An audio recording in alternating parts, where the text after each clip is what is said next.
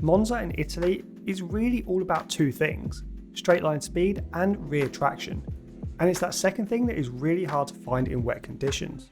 Before our Italian wet car setup, I've started with the aero set to 13 and 3.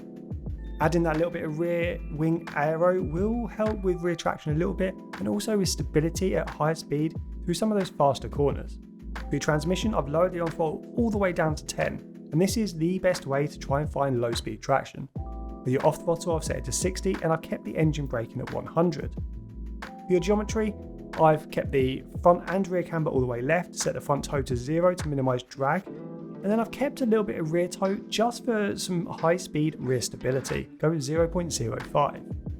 For your suspension, go 38 and 5 and then 14 and 8 on your ARBs, and bump up your ride height to 27 and 57.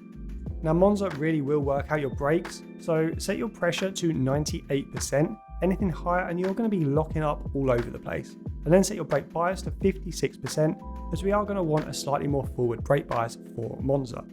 For your tyres, the temperature at the front are going to get cold, so we're going to want to lower the front pressures much more than the rear. Go 24 on the front right and 25.5 on the front left tyre. Then go 26 and 26.5 on your rear pressures. This really wonky tyre setup will just help kind of balance out temperatures and therefore balance out grip during a race. And that will round out our Italian car setup in wet conditions in F1 24. And this was created with intermediate tyres in wet conditions, not in the full wet conditions.